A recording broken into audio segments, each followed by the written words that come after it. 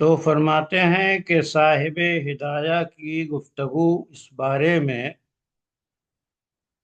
بہت واضح ہے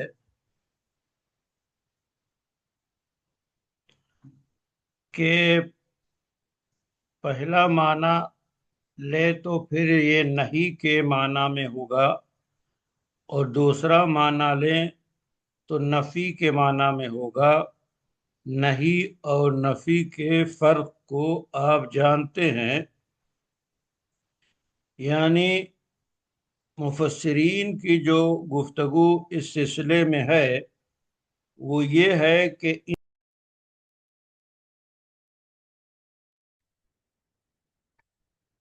تو مفسرین کی گفتگو جو ہے، کہتے ہیں کہ ان تینوں میں سے یعنی احرام کی حالت سب سے زیادہ قابل احترام ہے اور اس میں حرمت بہت واضح ہے، اور ہدایہ کی مصنف کی گفتگو سے یہ پتہ چلتا ہے کہ اس کا تعلق صرف فسوق سے ہے۔ اس کے بعد کہتے ہیں کہ مرد و عورت کی جنسی خواہش کی تکمیل یہ اسی وقت حلال ہے جب طواف زیارت سے فارغ ہو جائے، اور طواف زیارت ایام نہر میں سے کسی ایک دن ہے۔ اس کے بعد کہتے ہیں کہ اور جو ممنوعات ہیں ان سے حلال ہونے کے لیے طواف زیارت کی ضرورت نہیں ہے، بلکہ ان سے حلال ہو جائے گا اس وقت جب کہ قربانی کر لے، چاہے زیارت کا طواف کیا ہو یا نہ کیا ہو۔ اس کے بعد کہتے ہیں کہ اللہ تعالیٰ کا یہ فرمان کہ وَمَا تَفْعَلُوا مِنْ خَيْرٍ يَعْلَمْهُ اللَّهُ،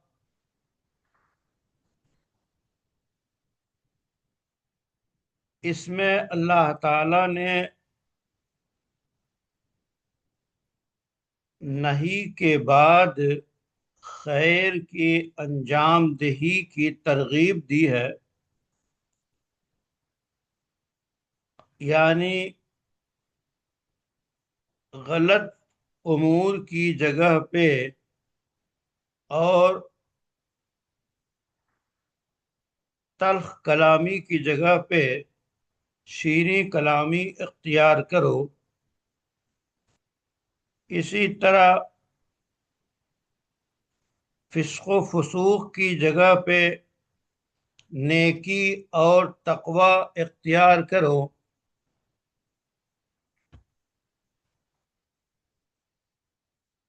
اور آپس میں لڑنے جھگڑنے کی بجائے تعلقات کو اچھے رکھو، عمدہ اخلاق کا مظاہرہ کرو۔ تو گویا یہ بتایا۔ اس کے بعد کہتے ہیں کہ الزاہدی میں یہ بتایا گیا کہ یہاں پہ جو ماں ہے یہ شرطیہ ہے اور خبریہ نہیں ہے۔ اس کی دلیل کیا ہے؟ کہتے ہیں کہ اس واسطے کہ اس کا جواب یہاں مجزوم ہے، اور المدارک میں ہے کہ یہ در حقیقت جواب میں اس کے ہے جو علم کی نفی کرے، یعنی جو یہ کہتا ہے کہ یعظم باللہ اللہ کو جزیات معلوم نہیں ہے، تو اس کی نفی ہوتی ہے کہ اللہ ہر چیز سے واقف ہے۔ اسی طرح کہتے ہیں کہ جب یمن کے لوگ اس وقت جب حج کا ارادہ کرتے تو یوں ہی چل پڑتے، توشہ اور سواری نہ لیتے، بلکہ حج کے شوق میں کہ ہم ایک عظیم فریضہ انجام دینے جا رہے ہیں، اس لیے نہ وہ سواری کا انتظام کرتے نہ کھانے پینے کا انتظام کرتے۔ اب اس کے بعد جب ان پہ مصیبت آ پڑتی، بھوک لگتی، پیاس لگتی، تو پھر ہاتھ پھیلاتے، مکہ کے لوگوں سے مانگتے اور سوال کرتے کہ حاجی کو کچھ کھلا دو، حاجی کو کچھ پلا دو۔ تو کہتے ہیں کہ اس چیز کو پسند نہیں کیا گیا، اور ان کے بارے میں آیت کریمہ اتری، وَتَزَوَّدُوا، کہ توشہ اور زاد راہ لے لو، اور یاد رکھو بہترین توشہ جو ہے التقوی، یعنی سوال سے بچنا ہے۔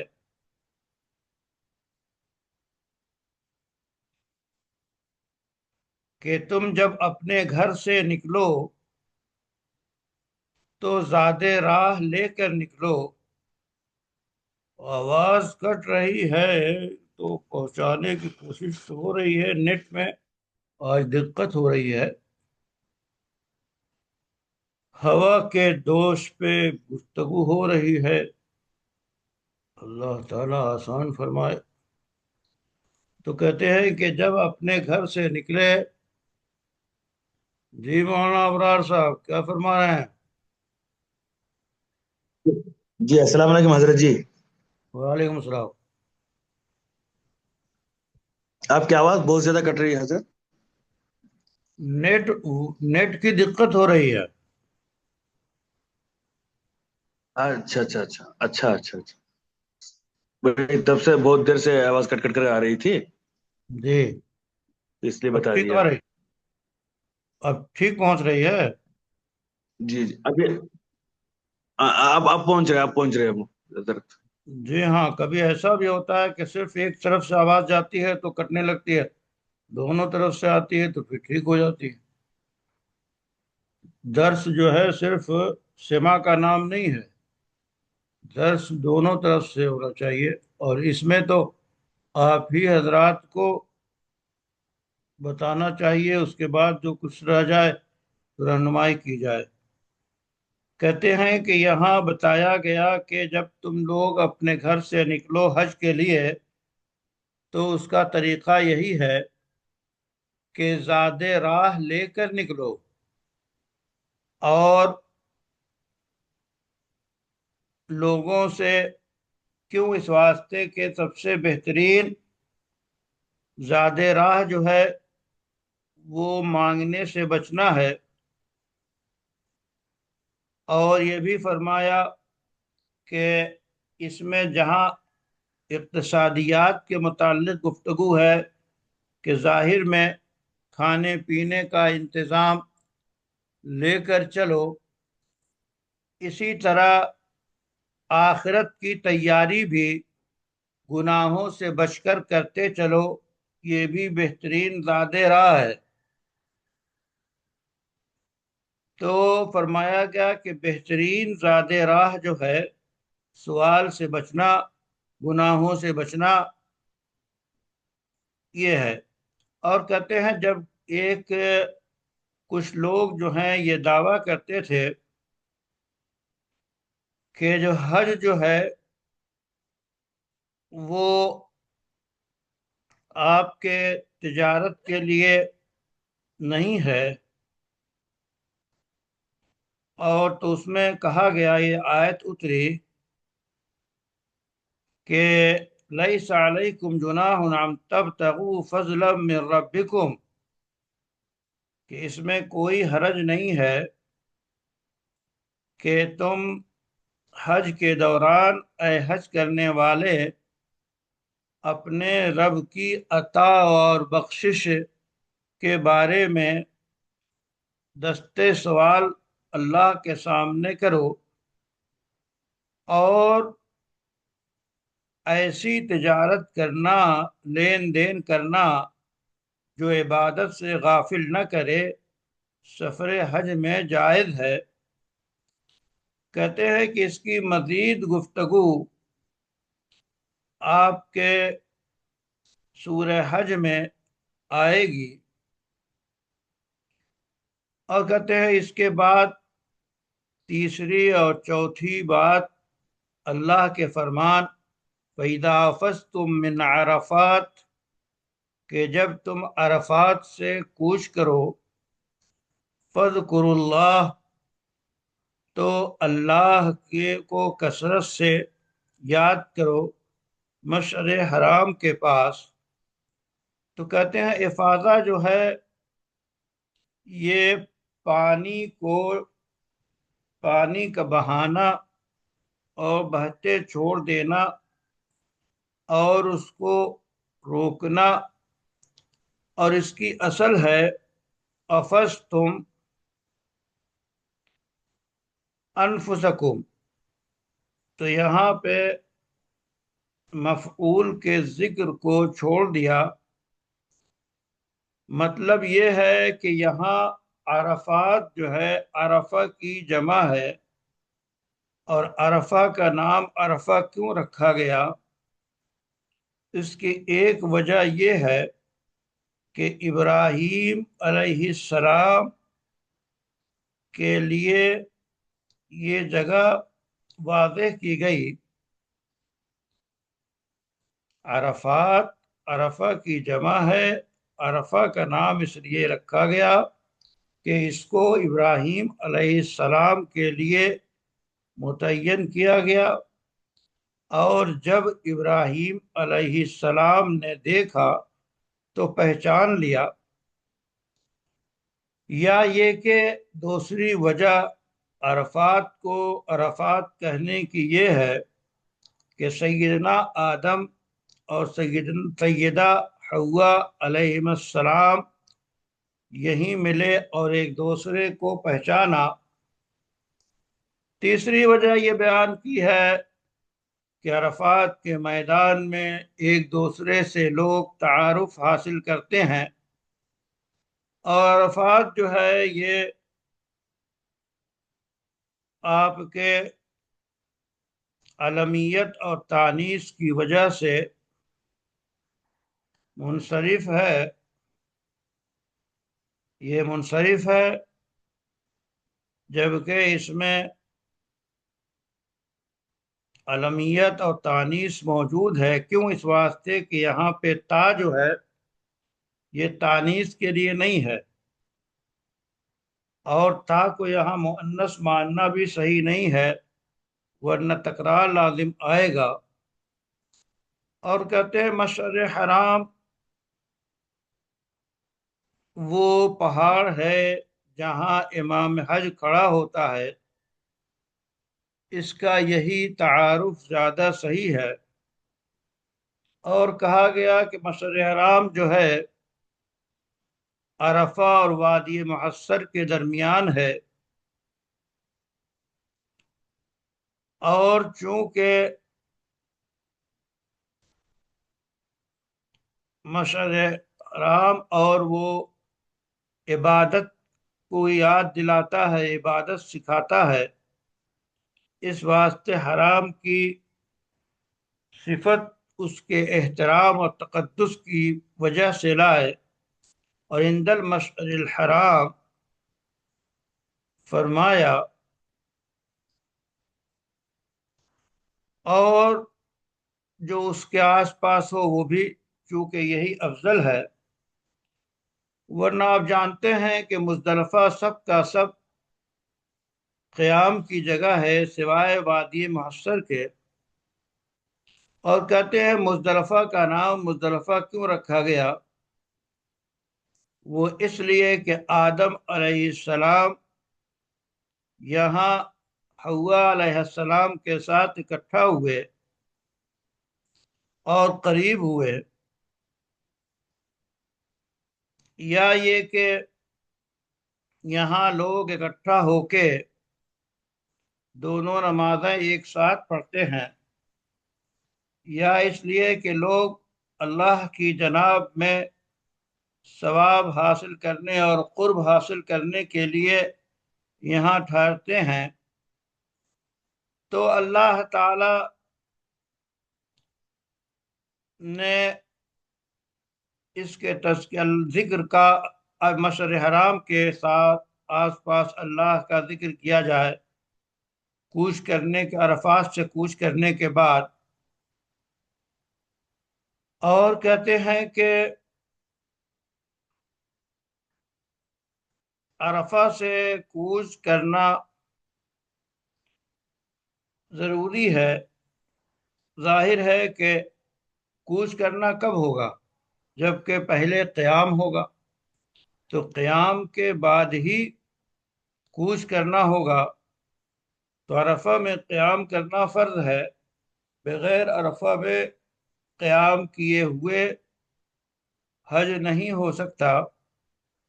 اور مشعر حرام کا جو یہاں پہ تذکرہ کیا،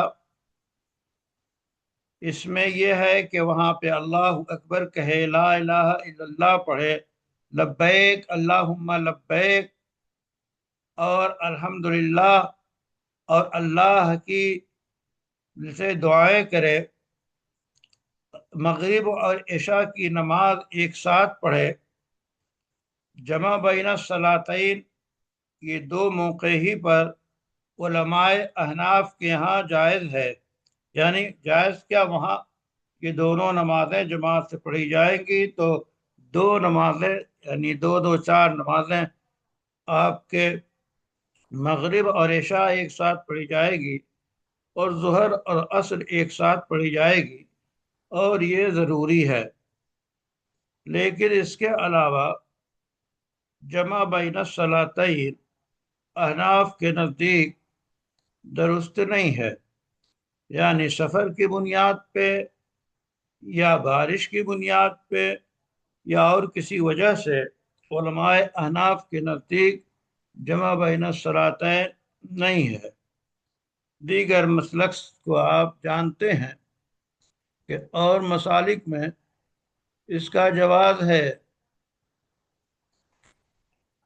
تو اللہ نے فرمایا وَاذْكُرُوهُ، یعنی اللہ کا نام لو، ذکر کرو،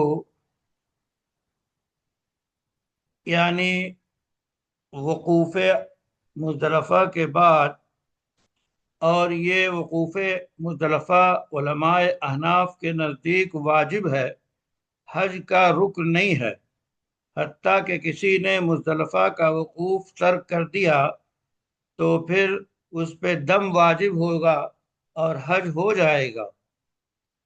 لیکن سیدنا امام شافعی فرماتے ہیں کہ مزدلفہ کا قیام جو ہے یہ رکن ہے، چونکہ اللہ تعالیٰ نے فرمایا فَاذْكُرُوا اللَّهَ، تو امر سے رکنیت ہی ثابت ہوتی ہے، اس واسطے یہ رکن ہے امام شافعی رحمۃ اللہ علیہ کے نزدیک۔ علماء احناف کی دلیل یہ ہے کہ اللہ نے اس آیت میں ذکر کا جو حکم دیا ہے، ذکر کا بھی حکم دیا ہے، اور ذکر کرنا باتفاق علماء رکن حج نہیں ہے۔ یعنی وقوف اگر فرض ہوتا تو وقوف ہی کے ساتھ اللہ کا ذکر کا بھی حکم دیا گیا ہے، یہ بھی فرض ہوتا تو یہ بھی رکن ہوتا۔ لیکن البتہ ہم نے وقوف عرفہ کو اور وقوف مزدلفہ کو جو واجب کہا ہے، وہ یہاں حدیث کی بنیاد پہ کہا کہ جب وہاں سے کوچ کریں عرفات سے تو اس کا حج مکمل ہو گیا، یعنی عرفات میں قیام کرنے کے بعد حج مکمل ہو جاتا ہے۔ البتہ مزدلفہ کا قیام وجوب پہ دلالت کرتا ہے جیسا کہ ہدایہ میں ہے۔ اور اس کی صورت یہ ہے کہ جب 8ویں ذی الحجہ کو مکہ سے نکلے، شام کے وقت میں مینا، اور مینا میں ٹھہرے صبح تک، عرفہ کی صبح تک، یعنی 9 تاریخ کو، اور 9 تاریخ کو ذی الحجہ کو وہاں سے نکلے عرفات کی طرف، اور جب سورج ڈھل جائے تو امام حج جو ہے 2 خطبہ دے، اور لوگ وہاں پہ نماز پڑھے ظہر کی اور عصر کی، ظہر کے وقت میں، ظہر اور عصر ظہر کے وقت میں پڑھی جائے گی۔ پھر وہاں قیام کرے غروب آفتاب تک، اور قیام کا جو مطلب ہے کہ پورے عرفہ میں قیام کر سکتا ہے بطن عرنہ کے علاوہ۔ اس کے بعد عرفات سے چلے اور چلتا رہے یہاں تک کہ مزدلفہ پہنچ جائے۔ مغرب کا وقت ہو رہا ہے، چل رہا ہے، سب کچھ صحیح، لیکن نماز نہیں پڑھے گا۔ اس پہ حضرت مولانا ابو الحسن علی ندوی نے اپنے سفر حج میں لکھا ہے، یہ بڑی عجیب بات ہے کہ عرفات میں ہم دیکھ رہے ہیں کہ مغرب کا وقت ہو گیا، اور جو لوگ نماز کے کچھ بھی پابند ہیں وہ یہ دیکھتے ہی کہ مغرب کا وقت ہو گیا دل بے چین ہو جاتا ہے کہ مغرب ادا کر لے۔ دل کتنا ہی بے چین ہو لیکن وہاں مغرب ادا نہیں کر سکتے، چونکہ اللہ کا حکم ہے کہ اس وقت مغرب نہیں پڑھی جائے گی، یہاں سے کوچ کیجئے اور وہاں مزدلفہ پہنچئے، اور وہاں پھر جو ہے مغرب اور عشاء ایک ساتھ پڑھی جائے گی۔ تو کہتے ہیں بڑے اچھے نمازیوں کے لیے جو نماز زندگی میں جلدی نہیں چھوٹتی، وہ یہ دیکھتے ہوئے جیتے جاگتے سورج ڈوب گیا، مغرب کا وقت ہو گیا، پھر بھی نماز نہیں پڑھ پا رہے ہیں، یہ ان کے لیے بڑا شاق گزرتا ہے۔ تو گویا اصل یہ ہے کہ اللہ کا حکم ماننا عبادت ہے، جب اللہ فرما دے وہی عبادت ہے۔ تو یہ گویا بڑی اہم بات ہے اور فلسفہ ہے۔ کہتے ہیں کہ ایسے وقت میں جب پہنچ جائے مزدلفہ تو وہاں پہ مغرب اور عشاء کو عشاء کے وقت میں پڑھے، یعنی پورا وقت مغرب کا نکل جائے، اور وہ دیدہ و دانستہ جانتے ہوئے کہ مغرب کا وقت نکل رہا ہے، طبیعت چاہ رہی ہے عادت کے مطابق، لیکن اس وقت روک دیا گیا کہ ابھی نماز نہیں پڑھنی ہے۔ تو اب عشاء کے وقت میں مغرب اور عشاء ایک ساتھ پڑھی جائے گی، اور اس کے بعد کہتے ہیں کہ فجر ادا کی جائے گی بالکل تاریکی میں، یعنی غلس میں فجر ادا کی جائے گی۔ اس کے بعد وہاں قیام کرے، اور وادی محصر کے علاوہ پوری جائے قیام ہے، اور کہتے ہیں کہ اس کے بعد مینا میں جائے قربانی کے دن، اور اس کے بعد جمرہ عقبہ کی رمی کرے۔ جمرات جو ہیں وہ 3 ہیں، آپ جانتے ہیں، 7 مرتبہ جو ہے کنکری مارے، اور ہر کنکری مارنے کے ساتھ اللہ اکبر کہے۔ اس کے بعد اگر چاہے تو قربانی کرے، پھر حلق کرے، سر منڈائے یا کتروائے، بال چھوٹے کرے۔ خواتین کے لیے بالکل آخر سے 1 پور کے برابر قصر کرنا چاہیے۔ اس کے بعد پھر طواف زیارت کرے ایام نہر میں سے کسی دن۔ اس کے بعد وہ آ جائے جو ہے مینا سے، اور وہاں قیام کرے 3 دن، اور 12ویں تاریخ میں یعنی دوسرے دن قربانی کی، 11ویں دن قربانی کے یعنی نہر کے دوسرے دن یعنی 11واں دن ہو، 11ویں تاریخ ہوگی، زوال کے بعد رمگ جمار کرے، آغاز کرے مسجد کے پاس سے، اور اس کے بعد پھر یہ عقبہ سات سات کنکریاں مارے، اور اس کے بعد پھر دوسرے دن، پھر تیسرے دن، اور کہتے ہیں کہ اس طرح فقہ کی کتابوں میں تفصیلات موجود ہیں۔ اور اس کے بعد پھر اللہ کا فرمان ثم افیضوا من حیث افاض الناس، یہ ہے جو انشاءاللہ آئندہ۔ آج نیٹ کی کافی دقت پیش آئی، ممکن ہے کہ ویڈیو تیار ہوا ہو تو آسانی ہو جائے گی، دوبارہ سن لیجئے گا اگر وہ اس کا شکار نہ ہوا ہو، خدا کرے۔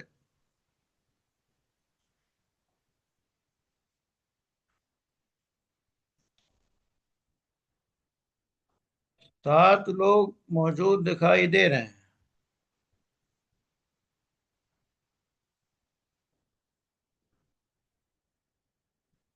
رسم المفتی کون صاحب پڑھیں گے؟ اس میں آپس میں طے کر کے پڑھنا شروع کر دیجئے گا۔